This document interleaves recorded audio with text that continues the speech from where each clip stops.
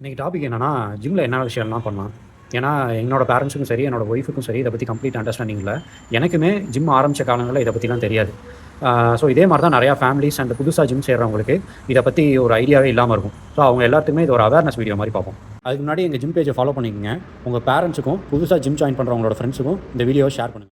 Gym சம்மந்தப்பட்ட மெயினான ஸ்போர்ட்ஸ்னு பார்த்தோன்னா பாடி பில்டிங், இது கண்டிப்பாக எல்லாத்துக்குமே தெரிஞ்சிருக்கும். பவர் லிஃப்டிங், வெயிட் லிஃப்டிங், இப்போ ரீசெண்டாக கிராஸ்ஃபிட் பூம் ஆகிட்டுருக்கு. ஸ்ட்ராங் மேன் காம்படிஷன், அதுக்கப்புறமேட்டு ஆர்ம் ரெஸ்லிங், இது ரெண்டுத்துக்குமே லோக்கலாகவும் சரி இன்டர்நேஷ்னலாகவும் காம்படிஷன்ஸ் நடக்குது. பாக்ஸிங் ட்ரைனிங், இப்போ வரக்கூடிய ஜிம்ஸில் மேக்ஸிமம் மங்கி பார்ஸும் வச்சுருக்காங்க. ஸோ கெலிஸ்தனிக்ஸும் அதுக்கான அசசரிஸ் இருந்தால் ப்ராக்டிஸ் பண்ணலாம். கொஞ்சம் பெரிய ஜிம்ஸில் எம்டி ஸ்பேசஸ் அதிகமாக இருக்கிற இடங்களில் யோகா, அதுக்கப்புறம் ஜூம்பா இந்த மாதிரி கிளாஸஸ் எடுக்கிறாங்க இப்போது.